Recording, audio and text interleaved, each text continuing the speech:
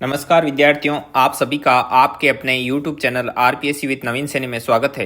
विद्यार्थियों, हम क्या पढ़ रहे थे अभी तक? तो आइए सिलेबस पर हमने कर लिए जो मुगलों के साथ सांगा के संबंध, प्रताप के संबंध, ये कर लिए। मानसिंह ऑफ आमेर है वो पिछले पार्ट में अपने क्या हो गया, कंप्लीट। आज अपन इसमें नया टॉपिक ले रहे हैं और वो है चंद्रसेन। चंद्रसेन सिर्फ एक ही वीडियो में क्या हो जाएगा, कंप्लीट। ठीक है, तो इस वीडियो में हम चंद्रसेन को क्या कर देंगे, कंप्लीट। यदि आपको जो ये हम पढ़ा रहे हैं उसके नोट्स की पीडीएफ चाहिए तो आपके डिस्क्रिप्शन में नंबर दिए गए हैं, उस पर अपना नाम और अपना डिस्ट्रिक्ट है वो आप सेंड कर सकते हैं। तो आइए हम शुरू करते हैं। अब देखो, पहले एक राजस्थान का रफ मैप बना लो। ये मैप अपन यहां से बना लेते हैं एक बार। जैसे ये राजस्थान का रफ मैप। अब देखिए, यहां पर एक रियासत थी जोधपुर रियासत के अंतर्गत यहां पर किसका शासन था, राठौड़ों का। किसका शासन था, राठौड़ों का। अब अपने को दूसरे राठौड़ों से कोई मतलब नहीं है, हमको सिर्फ चंद्रसेन और चंद्रसेन का मुगलों से क्या संबंध है, सिर्फ वही पढ़ना है। चंद्रसेन मुगल, मुगल चंद्रसेन, मतलब टॉपिक से बिल्कुल भी हटना नहीं है।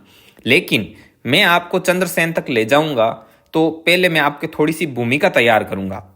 आपके दिमाग में एक जो आउटलाइन है वो मैं तैयार करूंगा, जिससे क्या हो कि आपको चंद्रसेन को याद रखने में आसानी हो। चंद्रसेन का नाम दे दिया तो चंद्रसेन कहाँ का था, उसके पिता कौन थे, भाई कौन थे, क्या क्या स्टोरी हुई थी, वो मुगलों से कैसे गिरा, बाद में उसका क्या हुआ, तो सारी एकदम दिमाग में आपके क्या बननी चाहिए, पिक्चर।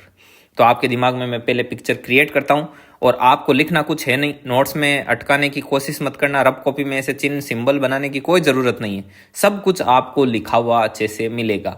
आपको तो बस जैसे जैसे मैं बोलूँ वैसे वैसे इमेज करते जाना। ठीक है, अब देखिए यहाँ पर है जोधपुर। अब जोधपुर पे किसका शासन था, राठौड़ों का। अब ये राठौड़ थे तो जोधपुर के राठौड़ आए कहाँ से? तो देखिए, इसके बारे में सबसे पहली बात यही क्वेश्चन पुट अप होता है कि भाई राठौड़ यहाँ थे तो आए कहाँ से। तो देखो, इसके लिए अलग अलग इतिहासकार के अलग अलग मत हैं।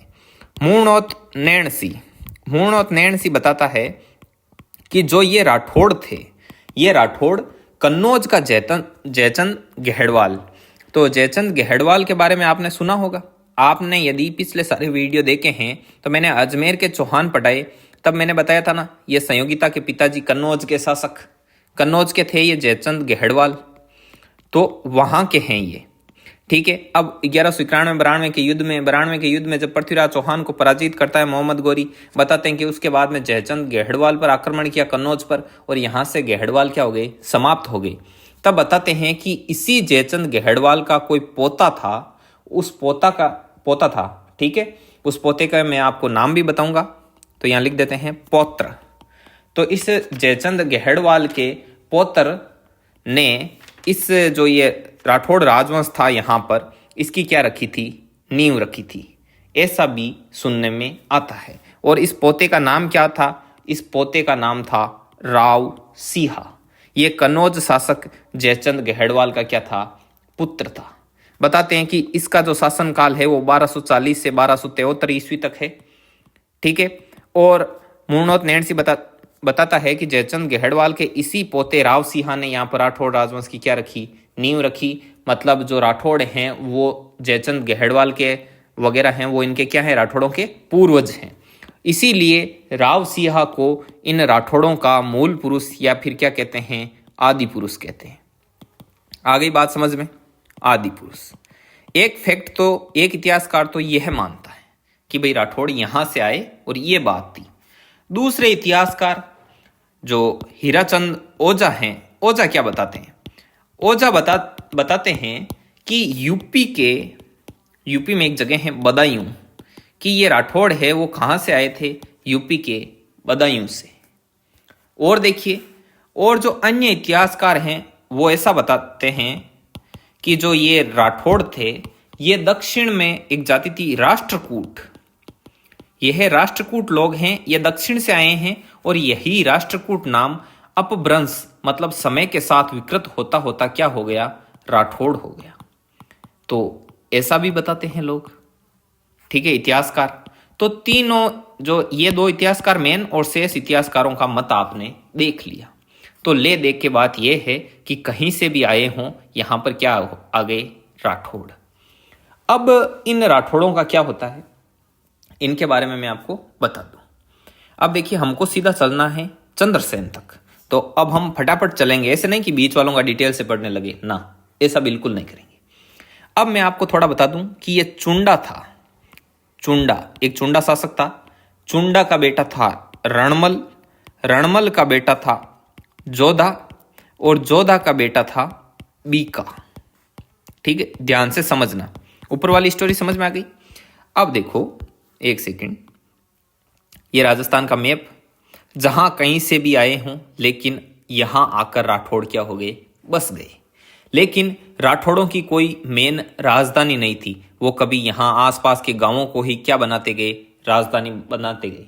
फिर क्या हुआ, इनके वंश में एक चुंडा नाम का शासक हुआ, जो राठौड़ राजवंश का पहला प्रतापी शासक था, प्रतापी शासक था। तो इसको जो मंडोर था, वो मंडोर इसको क्या मिला, दहेज में मिला, किसको, चुंडा को। तो इस चुंडा ने इस मंडोर को अपनी क्या बना लिया, राजधानी। तो इनकी पहले राजधानी कौन सी थी, मंडोर।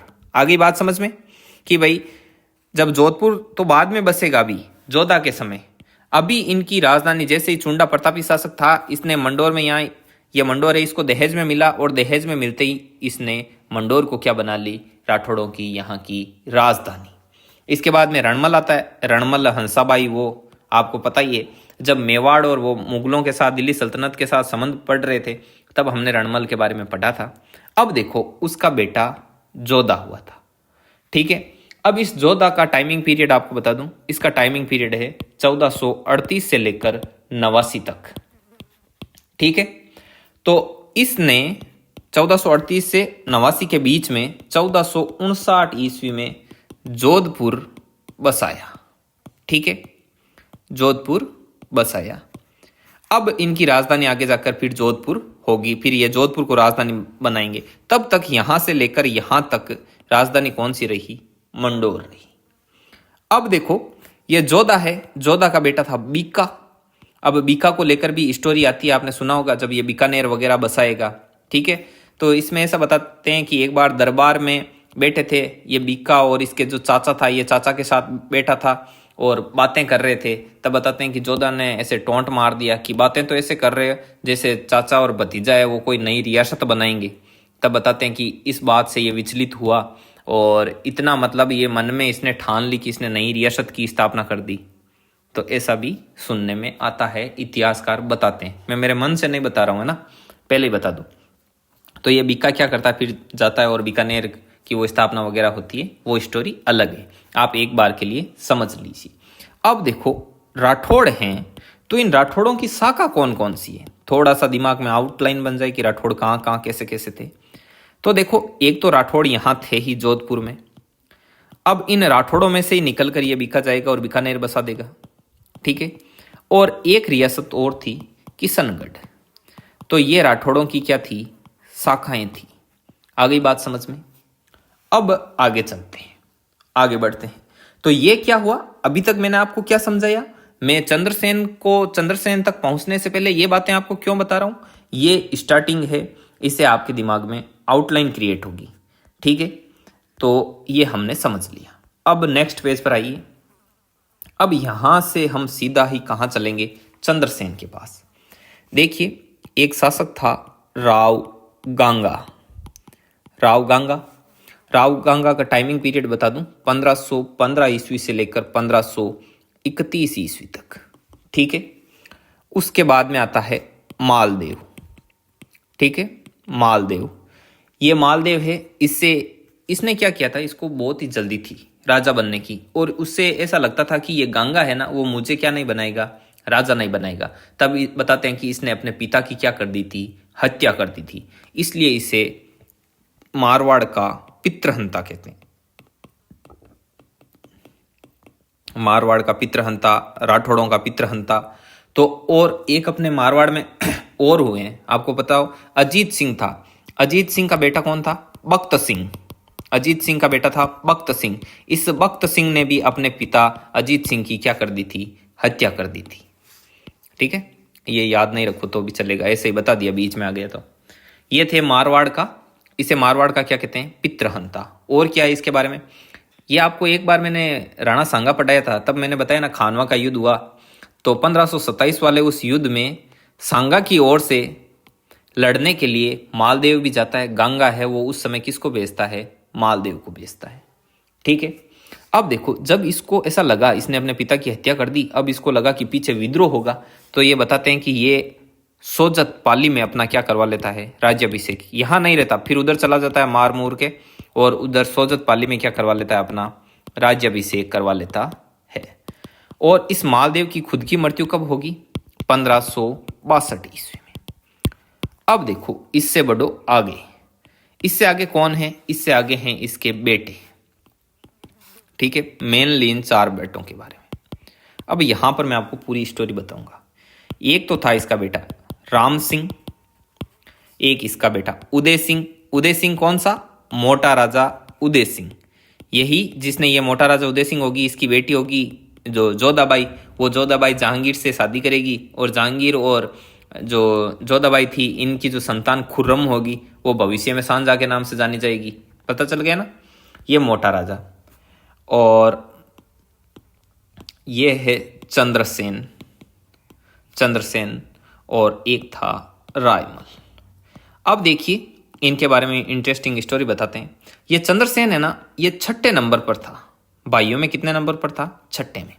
अब हुआ क्या, मालदेव है ना इतना शक्तिशाली शासक था अपने समय का कि उस समय राजपुताने में इसका मुकाबला करने वाला कोई नहीं था। जब ये राजा बना उसके बाद में जब इसने विस्तारवादी नीति अपनाई, बहुत सारे युद्ध किए, तो मालदेव अब जैसे कोई भी बाप हो, उसका मतलब अच्छा खासा कारोबार प्रॉपर्टी कुछ भी हो, तो जब उसकी औलाद नालायक रहती है तो उसको क्या होता है, बड़ा ही दुख होता है।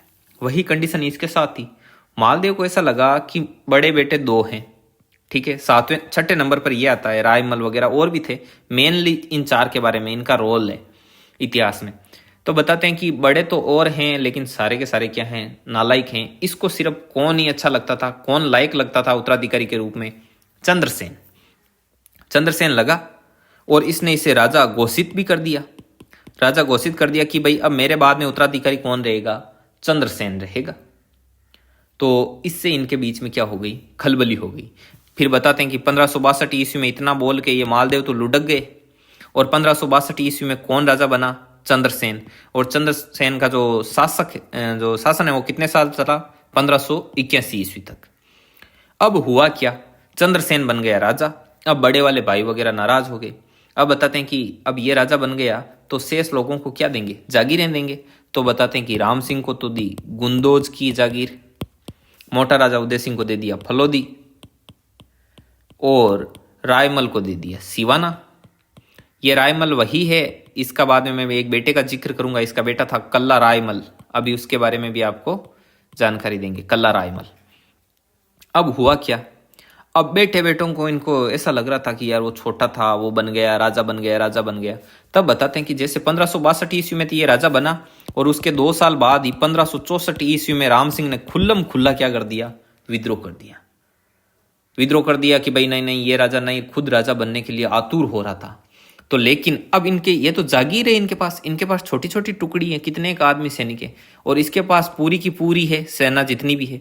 तो इसने बताते हैं कि अपने भाई के खिलाफ क्या जारी किया, अभियान, सेना लेके आ गया। तब इसको राम सिंह को पता था कि हारेंगे डेफिनेटली, ये मारेंगे अभी। तो ये बताते हैं कि ये भाग जाता है यहाँ से, और भाग कर किसके पास जाता है, भाग कर आ जाता है नागौर। नागौर किसके पास आता है, यहाँ पर एक आदमी था हुसैन कुल्ली बेग। इस हुसैन कुल्ली बेग के पास आ जाता है, भागता हुआ आता है। आते ही पूछता है हुसैन कुली बेग, बताइए कैसे आना हुआ। कि आना तो ऐसे हुआ, नजर आ रहा है ना आपको, भागते हुए आए हैं उत्तराधिकार के युद्ध में। तो बोले कि चलो कोई बात नहीं। तो इसने क्या किया, डायरेक्ट कांटेक्ट किया दिल्ली, आगरा। किससे कांटेक्ट किया, अकबर से। अकबर को क्या बोला कि जहां पना आपने 1562 ईस्वी में यहाँ हरकाबाई से शादी कर ली, यहाँ आपको जो बारमल था उसके यहाँ आपको हस्तक्षेप करने का मौका मिल गया। अब आपको जोधपुर जैसी रियासत में हस्तक्षेप करना है तो एक अवसर आया हुआ है। तो अकबर कहता है कि क्या बात है, तो ये पूरी स्टोरी सुनाता है। तो अकबर कहता है बहुत ही अच्छी बात है, 2 साल बीते नहीं और अपने को एक और सुअवसर मिल गया। तो अकबर अपनी सेना भेजता है किसके पास, हुसैन कुली बेग के पास। बोले कि थोड़ी सी सेना लेके जाओ, थोड़ी अपनी है थोड़ी मैं भेजता हूँ, ऐसे खूब सारी सेना हो जाएगी, और लेकर जोधपुर की क्या कर दो, घेराबंदी कर दो और वहाँ क्या शुरू कर दो, युद्ध शुरू कर दो। और जैसे युद्ध होता है उसको अपने क्या कर लो, चंद्रसेन को अधीन कर लो, बस अपने तो अधीनता स्वीकार करवानी है और जोधपुर हो गया हमारा।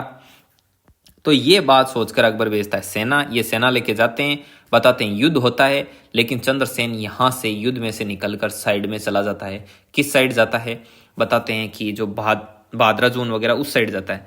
कुछ इतिहासकार तो बताते हैं कि वो उसी समय चला गया, और कुछ बताते हैं कि वो उस समय कहाँ आता है, अकबर के यहाँ। तो वो मैं आपको स्टोरी अभी मैं बताता हूँ कि वो कैसे कैसे क्या हुआ था। अब देखिए, अब बताते हैं कि अकबर ने जब यहाँ पर आक्रमण किया, तो ये मैं पहले स्टोरी बता दूं।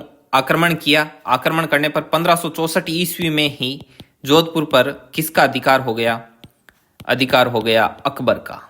अब अकबर ने क्या किया, ने तो देखो चंद्रसेन को मारा, चंद्रसेन को मारा भी नहीं, और ऐसा भी नहीं किया कि भाई चंद्रसेन के खिलाफ अपना सेना वगैरह भेजी है तो राम सिंह को वहां का शासक नियुक्त कर दे, ऐसा भी इसने नहीं किया। ये सोचता था कि राजा तो यही रहे, लेकिन ये अपनी क्या कर ले, अधीनता स्वीकार कर ले। तो बताते हैं कि जो ये चंद्रसेन इनके यहाँ पर हाथ नहीं लगा था, इसको महाराणा प्रताप का क्या कहते हैं, अग्रगामी भी कहते हैं। इसको अग्रगामी क्यों कहते हैं, देखो ये सारे काम है चंद्रसेन है ना वो प्रताप की तरह ही करेगा, या फिर ये मान लो कि प्रताप है वो सारे काम चंद्रसेन की तरह ही करते थे। क्यों, देखो चंद्रसेन है छापामार पद्धति अपनाएगा, छापामार पद्धति आता, और जहां कहीं भी जो अकबर की टुकड़ियां वगैरह दिखाई देती उन पर हमला बोल देता और वापस चला जाता पहाड़ियों पर्वतों में जंगलों में जहां कहीं भी, ये पद्धति अपनाई। और ये कभी भी इसने अकबर की क्या नहीं स्वीकार की, अधीनता स्वीकार नहीं की। और नंबर 3, ये भी देखो जैसे महाराणा प्रताप को चित्तौड़ नहीं मिला मरते दम तक, वैसे ही इसको 1564 ईस्वी के बाद में कभी भी जोधपुर का मुंह नहीं देखेगा ये, मतलब कभी भी जोधपुर को जीत नहीं पाएगा। तो ऐसे इसमें और महाराणा प्रताप में क्या है, समानताएं हैं इनकी जो बातों में सब कुछ। लेकिन चंद्रसेन का समय है 62 से 81 तक, 62 से 81 तक, और महाराणा प्रताप का समय है 1572 से लेकर 97 ईस्वी तक। तो ये महाराणा प्रताप से आगे है, तो इसको बोलते हैं महाराणा प्रताप का अग्रगामी पथ प्रदर्शक, ऐसा भी बोलते हैं चंद्रसेन के बारे में। अब ले दे के बात यह हुई कि 1564 ईस्वी में अकबर के अंडर में आ गया ये, राम सिंह को इसने शासक नहीं बनाया, और चंद्रसेन है अपना ये छापामार पद्धति वाला ये गेम अपना रहा है। ठीक है, कभी युद्ध कर रहा है, कभी ये वो, ऐसे मतलब पूरा सीधा युद्ध नहीं कर रहा है, मतलब छापामार पद्धति अपना रहा है, कभी कहीं शरण ले रहा है, कभी कहीं जा रहा है। और देखो महाराणा प्रताप थे, उनको सहायता भी मिली, वही उनको भामाशाह वगैरह की धन वगैरह मिला उनको, लेकिन इसके पास ऐसा कुछ नहीं था, इसको धन देने वाला कोई नहीं था। अब इसमें आगे मैं आपको बताऊंगा कि जब ये कहीं जाता है तो इसने महाजनों को लूटना भी शुरू कर दिया था चंद्रसेन ने। क्यों, क्योंकि इसके पास पैसा नहीं था, और सेना बनाने के लिए, वापस आक्रमण करने के लिए और युद्ध करके जीतना है अपना जोधपुर वापस, तो युद्ध करने के लिए सैनिक चाहिए और सैनिकों के लिए सैलरी चाहिए। तो इसने महाजनों को लूटना शुरू कर दिया था, इसलिए ये जनता के बीच में अलोकप्रिय और बदनाम भी हो गया था, वो भी मैं आपको बताऊंगा। तो देखिए अब क्या होता है, 1564 ईस्वी के बाद में समय बीतता जाता है, और ये नहीं है कि अभी चंद्रसेन की मृत्यु हो गई है, ये अपना काम कर रहा है महाराणा प्रताप की तरह छापामार पद्धति वाला, और अधीनता भी इसने पूरी तरीके से स्वीकार नहीं की है कि अभी मैं अधीन हो जाऊं इनके। फिर बताते हैं कि 1570 ईस्वी में अकबर ने नागौर में क्या लगाया, दरबार। अकबर ने सोचा ये ठीक है, राजपूताने के सेंटर में भी है लगभग, और सभी मेरी यहाँ क्या कर लेंगे, अधीनता स्वीकार कर लेंगे। तो अकबर ने बताते हैं कि राजपूताने में मैसेज भेजा कि जो जो मेरी अधीनता स्वीकार करते हैं तो वो तो सीधा सीधा मेरे दरबार में हाजिर हो जाएं, और जो नहीं हाजिर हुआ वो युद्ध के लिए क्या हो जाएं, तैयार हो जाएं। तो बताते हैं कि एक बार तो जो चंद्रसेन भी यहाँ पर आया था कि भाई देखो बीकानेर से तो आया कल्याणमल, बीकानेर से आता है कल्याणमल, जोधपुर से आता है उदय सिंह, चंद्रसेन भी आता है, उदय सिंह भी आता है जोधपुर से, और चंद्रसेन भी जाता है, और जैसलमेर से हर्राय भी आता है। लेकिन बताते हैं कि यहाँ आने के बाद कुछ ही समय में चंद्रसेन को महसूस हुआ कि जो ये अकबर हैं, ये अकबर क्या करता है, राजपूतों को राजपूतों से ही लड़वा रहा है, हम पर हमसे ही अधिकार करवा रहा है। मतलब ये खुद कुछ नहीं कर रहा, बस डाइवर्ट कर रहा है, इसको इधर कर दिया, इसको इधर कर दिया, तो ऐसे करके हमको आपस में लड़ा रहा है। तो और मान सम्मान भी इसको नहीं मिला, स्वाभिमानी आदमी। तो बताते हैं कि कुछ ही समय में ये चंद्रसेन है वो यहाँ से चला जाता है। कहाँ जाता है? अब देखो ये जाएगा कहाँ पर। चंद्रसेन माहौल अपने अनुकूल ना देखकर चला जाता है भादरा जून। जैसे ये भादरा जून जाता है, अकबर भादरा जून पर आक्रमण करता है, लेकिन चंद्रसेन फिर वहां से निकलता है और कहाँ चला जाता है? सिवाना चला जाता है। और 1576 ईस्वी में तो अकबर सिवाना पर भी क्या कर लेता है? अपना अधिकार कर लेता है। ठीक है, अब देखो ये 1570 से ये चल रहा है कार्यक्रम। अभी ये किसके हैंडल का कौन हैंडल कर रहा है? जोधपुर का जो किला है वो पीछे। तो 1572 ईस्वी में जो बीकानेर के राय सिंह थे, उनको अकबर ने जोधपुर का क्या कर दिया था? प्रशासक नियुक्त कर दिया था। ठीक है, और देखो ऐसी बात नहीं है कि भाई जैसे ये आक्रमण कर रहा है तो ये बीच बीच में अकबर अभियान भी भेज रहा है कि कैसे ही करके चंद्रसेन मान जाए, वो अपनी अधीनता स्वीकार कर ले, जैसे तैसे उसको बंदी बना के यहाँ लेके आ जाओ। जैसे प्रताप के खिलाफ भेजता था ना, वैसे भेज रहा है। तो वो क्या क्या होते हैं उनके बारे में भी बताता हूँ आपको। अकबर है वो 1574 ईस्वी में जलाल खां कोची, ये वही जलाल खां है जो सबसे पहले अभियान लेकर महाराणा प्रताप के खिलाफ वहां गया था, उनको अधीनता स्वीकार करवाने के लिए। बोलने में एक्सपर्ट वगैरह खूब था, लेकिन 1574 ईस्वी में ये जलाल खां कोची जब अभियान लेके गया तो भिड़ा किससे? चंद्रसेन से। और चंद्रसेन ने सीधे ही इसको क्या कर दिया? खत्म, मार डाला। क्यों? ये बोलने में एक्सपर्ट था, लेकिन तलवार में एक्सपर्ट कौन था? चंद्रसेन। आ गई बात समझ में? इसके अलावा 1576-77 ईस्वी में शाहबाज खान के नेतृत्व में भी चंद्रसेन के विरुद्ध क्या भेजे थे? अभियान भेजे थे।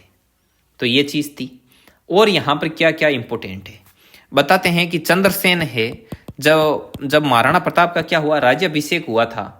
तो उस राज्याभिषेक में कुंभलगढ़ में हुआ राज्याभिषेक का वो समारोह, उस समारोह में चंद्रसेन भी गया था। ये बात है एक। और देखिए बताते हैं कि चंद्रसेन के पास धन की कमी के कारण महाजनों को इसने लूटना शुरू कर दिया था, जिससे वे जनता में क्या हो गया था? ये लोकप्रिय हो गया था।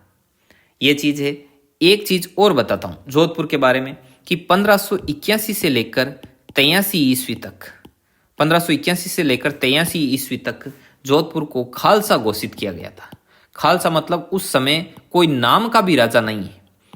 ठीक है, अब देखो यहां से जब से देखो 1564 में यह अकबर के अधीन हो गया है, अकबर के अधीन आ गया है ये जोधपुर वाला किला, लेकिन अभी भी जोधपुर का राजा है तो वहां नाम किसका लगा हुआ है? चंद्रसेन का, कि चंद्रसेन राजा हैं। वो अभी अकबर से संघर्ष कर रहे हैं, वो उनके दरबार में भी गए हैं, उनको वहां पर अच्छा नहीं लगा, वो बाहर चले गए, वो छापामार युद्ध प्रणाली अपना रहे हैं, सारा कुछ है, लेकिन नाम किसका चल रहा है? चंद्रसेन का।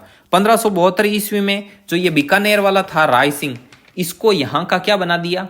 प्रशासक बना दिया कि आप यहाँ काम देखो, दुर्ग की व्यवस्था देखो। इसका मतलब ये नहीं है कि राय सिंह को यहाँ का क्या बना दिया? राजा कभी नहीं बनाया। राजा के रूप में नाम किसका चल रहा है? चंद्रसेन का नाम चल रहा है। अब आपके दिमाग में भी आएगा कि चंद्रसेन राजा है तो वो अपने एरिया में यहाँ पर घूमता फिरता ऐसे, मतलब जहां कहीं भी जा रहा है, छिप रहा है, तो उसकी जनता उसका सहयोग क्यों नहीं कर रही कि ये हमारे राजा जी, इनको धन दो, वो दो? तो कोई सहायता नहीं करता है। समझ गए? क्योंकि सहायता करे किस बात की? आप एक चीज बताओ, टैक्स उनसे वसूल रहे हैं, अकबर सारा हैंडल कर रहा है, ये बस नाम का राजा बन के घूम रहा है। समझ गए? अब देखिए, और 1581 ईस्वी में क्या होता है? 1564 से लेके ये चंद्रसेन बाहर ही घूम रहा है, और 1581 ईस्वी आते आते 1581 ईस्वी को बताते हैं 11 जनवरी के दिन सारण की पहाड़ियां सिंचाई गांव पाली साइड सिंचाई गांव में इसकी क्या हो जाती है? मृत्यु हो जाती है। किसकी मृत्यु हो जाती है? चंद्रसेन की। अब देखो 1564 से लेकर 81 तक इसने जीता नहीं था किले को वापस अकबर से, लेकिन फिर भी राजा के रूप में नाम चल रहा था चंद्रसेन का। लेकिन जैसे ही इसकी मृत्यु हुई, अकबर ने यह नहीं कि तुरंत डिसीजन लेकर किसी और को बना दिया ना। 1581 से लेकर 83 ईस्वी तक जोधपुर में खालसा घोषित कर दिया। खालसा घोषित करने का मतलब कोई राजा नहीं था, नाम का भी राजा नहीं था, मतलब खालसा घोषित किया था। आगे बात समझ में। और देखिए चंद्रसेन के बारे में मैं आपको और चीज बताता हूं। चंद्रसेन है, उसको मारवाड़ का भूला बिसरा शासक भी कहते हैं। मारवाड़ का भूला बिसरा शासक। और क्या बोलते हैं इसको? मारवाड़ का प्रताप भी बोलते हैं और प्रताप का अग्रगामी भी कहा जाता है। तो यह बातें थी प्रताप इसको चंद्रसेन को लेकर। कैसी लगी ये बातें? आपको सारी की सारी बातें समझ में आई कि नहीं आई? कमेंट बॉक्स में बताना। ये जो मैंने ये स्टोरी इतना जो आपके दिमाग में खाका खींचा, ये आपको कैसा समझ में आया? कमेंट बॉक्स में जरूर बताना। अब देखिए आगे, इतना हो गया। अब बताते हैं आगे जाके मोटा राजा उदय सिंह को राजा वगैरह बनाएगा, उससे हमको कोई मतलब नहीं है। ठीक है, तो आइए अब अभी तक हमने जो पढ़ा उसको एक बार नोट्स में पढ़ लेते हैं। तो आ जाइए नोट्स पर। ये रहे अपने नोट्स। देखिए, राव चंद्रसेन और मुगल, जोधपुर के राठौड़। मूर्णोत नैणसी बताता है कि कन्नौज के जयचंद गहेड़वाल के वंशज हैं राठौड़, और ओझा बताता है कि यूपी के बदायूं से आए थे। अन्य इतिहासकार बताते हैं कि ये दक्षिण के राष्ट्रकूट हैं जो अपभ्रंश होकर राठौड़ कहलाए। देखिए सारे नोट्स लिखे हुए हैं अच्छे से, आपको तो बस क्या करना है, कॉपी करना है। ठीक है, और ये कॉपी आप पीडीएफ से कर लिया करो। पहले जब मैं समझाता हूं तो सिर्फ समझा करो एकदम मूवी की तरह, तो आपके एक बार में दिमाग में क्या हो जाएंगे, प्रिंट। ये नोट्स यदि आप लेना चाहते हो तो आपको इन नंबर पर क्या करना है, मैसेज करना है। मैसेज में क्या लिखना है, एक तो अपना नाम लिखना है, साथ ही साथ आप अपना क्या लिखना है, डिस्ट्रिक्ट की, आप कौन से डिस्ट्रिक्ट से कर रहे हैं बिलोंग। आगे देखिए, कन्नौज शासक था जयचंद गहेड़वाल, उसका पोता था राव सिंह, वही राठौड़ों का क्या कहलाता है, मूल पुरुष या आदि पुरुष। इसका शासनकाल 1240 से लेकर 73 ईस्वी तक था। चुंडा है वो राठौड़ों का पहला प्रतापी शासक था, और मंडोर है वो उसे दहेज में मिला था। उसका बेटा था रणमल का बेटा था जोधा का टाइमिंग पीरियड है 38 से लेकर 89 ईस्वी तक, और 1459 ईस्वी में जोधपुर है वो इसी ने बसाया था, 1459 ईस्वी में। तो जोधपुर बसाने के बाद इन्होंने अपनी राजधानी इसे बना लिया, लेकिन पहले राजधानी कौन सी थी, मंडोर कब से थी, चुंडा को जब से दहेज में मिला तब से लेकर यहाँ जोधा ने जब तक जोधपुर बसाया तब तक। ठीक है, और जोधा का बेटा था बीका। अब राठौड़ों की शाखाएं, तो राठौड़ों की शाखा है जोधपुर, बीकानेर और किशनगढ़। ठीक है, अब देखिए राव गांगा का टाइमिंग पीरियड है 1515 से लेकर 1531 ईस्वी तक। राव गांगा के बेटे मालदेव ने इसकी क्या कर दी थी, गांगा की हत्या कर दी थी, और यह मारवाड़ का पितृहंता कहलाया। राणा सांगा के साथ युद्ध में भी गया था 1527 ईस्वी में। कौन, मालदेव का राज्याभिषेक सोजत पाली में हुआ, और मृत्यु है वो 1562 ईस्वी में हुई। इसके बेटे थे राम सिंह, उदय सिंह को मोटा राजा उदय सिंह बोलते हैं, चंद्रसेन और रायमल। ठीक है, अब इसको देखो, मोटा राजा उदय सिंह बोलते हैं ना, इसके पीछे अलग अलग कहानियां हैं। कुछ तो बताते हैं कि उदय सिंह है वो बहुत ही मोटा था। ठीक है, और ये अकबर के जब वहां दरबार में था तो बताते हैं कि एक बार कोई वस्तु नीचे गिर गई, तो ये वापस उसको क्या करने लगा, उठाने लगा। तो ये इतना मोटा था कि जो ये पेट है वो इसके क्या आ गया, बीच में आ गया, ये उस चीज को उठा नहीं पा रहा था। तो मैंने बताया ना, अकबर है वो हमेशा ही बहुत ज्यादा क्या करता था, मजाक करता था पॉइंट पर। तो अकबर बोलता है कि उदय सिंह, मैंने तो सोचा कि तू तो राजा है, तू तो राजा उदय सिंह है, लेकिन तू तो क्या निकला, मोटा राजा उदय सिंह निकला। तब से इसका नाम क्या हो गया, मोटा राजा उदय सिंह, ऐसा भी बताते हैं। और देखिए, अब चंद्रसेन को राजा घोषित कर दिया, और 1562 ईस्वी में राजा बन भी गया, और 81 ईस्वी तक रहता है। 81 ईस्वी में इसकी क्या होती है, मृत्यु होती है। लेकिन अब यह राजा बन जाएगा तो बाकी बेटों को क्या मिलेगी, जागीरें। तो राम सिंह को गुंदोज की जागीर मिली, उदय सिंह को फड़ौदी की, और रायमल को सिवाना की जागीर मिली। और इसी रायमल का बेटा था कल्ला रायमल, जिसने जब ये अकबर सिवाना पर क्या करेगा, आक्रमण करेगा, तो ये अपने अद्भुत शौर्यता का क्या देगा, परिचय देगा। अब देखो, ये जैसे ही राजा बना 1564 ईस्वी में ही राम सिंह ने कर दिया विद्रोह, और विद्रोह के बाद ये क्या करता है, बड़ा भाई राम सिंह 1564 ईस्वी में विद्रोह कर नागौर के हाकिम हुसैन कुली बेग के पास चला जाता है। ये देखो, राव चंद्र सेन 62 से 81 टाइमिंग पीरियड, और प्रताप का मैंने यहाँ पास में लिखा ताकि आपको पता चले कि जो चंद्रसेन है वो प्रताप से आगे था समय में। मतलब इसने पहले ही अकबर के खिलाफ क्या छेड़ दी थी, जंग छेड़ दी थी, और प्रताप में और चंद्रसेन में बहुत ज्यादा सिमिलरिटी थी, इसलिए चंद्रसेन है वो महाराणा प्रताप से पहले हुआ, तो इसलिए इसको बोलते हैं महाराणा प्रताप का अग्रगामी। तो आप टाइमिंग पीरियड को देख के अग्रगामी की बात समझ जाओ, इसलिए मैंने इसको पास में लिखा। मालदेव ने अपना उत्तराधिकारी घोषित किया। 1564 ईस्वी में अकबर का जोधपुर पर अधिकार हो जाता है। अकबर का 1570 ईस्वी का नागौर दरबार। जब नागौर दरबार लगा तो बीकानेर से कल्याणमल, जोधपुर से उदय सिंह और चंद्रसेन, और जैसलमेर से हर्राय आता है। चंद्रसेन माहौल अपने अनुकूल ना देखकर बादराजून चला जाता है। अकबर बादराजून पर आक्रमण करता है। चंद्रसेन सिवाना चला जाता है, और 1576 ईस्वी में अकबर का सिवाना पर भी अधिकार हो जाता है। जब यहाँ सेना भेजता है और यहाँ युद्ध होता है, तब ये कल्ला रायमल है वो अपनी अद्भुत शौर्यता का क्या देता है, परिचय देता है। 1581 ईस्वी में चंद्रसेन सारण की पहाड़ियों सिंचाई गांव में क्या हो जाती है, मृत्यु 11 जनवरी को। चंद्रसेन को मारवाड़ का भूला बिसरा शासक, मारवाड़ का प्रताप और प्रताप का अग्रगामी कहा जाता है। और देखिए, चंद्रसेन के पास धन की कमी के कारण महाजनों को लूटना शुरू कर दिया, जिससे वे जनता में अलोकप्रिय हो गया। प्रताप के राज्याभिषेक में भी चंद्रसेन गया था, और 1572 ईस्वी में बीकानेर के राय सिंह को अकबर ने जोधपुर का प्रशासक नियुक्त कर दिया। ठीक है, अब देखो ये अपने वालों को अपने से लड़ा रहा है। देखो अब ये बीकानेर के हैं, तो ये राय सिंगर है क्या, ये राठौड़ी तो हैं, ये जोधपुर से ही तो निकले हुए थे बीकानेर वाले, तो है तो आपस में एक ही, खून तो एक ही है। लेकिन अब चंद्रसेन के तो पीछे सेना लगा दी, मोटा राजा यहाँ बैठा है, और इन्हीं का किला, और इन्हीं को क्या बोल रहा है कि तुम वहां पर व्यवस्था देखो और मेरे क्या रहो, अधीन रहो। अब इन्हीं का तो है किला, क्या अधीन रहे। लेकिन ये क्या करता था, आपस में लड़वाने की नीति इसकी थी, पॉलिसी थी। ठीक है, आगे देखिए, अकबर ने 1574 ईस्वी में जलाल खां वे 1576-77 में शाहबाज खान को चंद्रसेन के विरुद्ध अभियान में भेजता है। ठीक है, और जलाल खां की चंद्रसेन ने क्या कर दी थी, हत्या कर दी थी, और 1581 से लेकर 83 ईस्वी तक जोधपुर को खालसा घोषित किया गया था। इसी के साथ अपने जो चंद्रसेन वाला टॉपिक है वो कंप्लीट है। ठीक है विद्यार्थियों, आपको कैसा लगा कमेंट बॉक्स में जरूर बताना। वीडियो पसंद आए तो ज़्यादा से ज़्यादा लोगों तक शेयर करना, चैनल को सब्सक्राइब जरूर कर देना, और ज़्यादा से ज़्यादा लोगों तक पहुंचाओ। चैनल की पब्लिसिटी, मतलब आसपास के लोगों को इसके बारे में बताओ। धन्यवाद विद्यार्थियों, जय हिंद, जय भारत।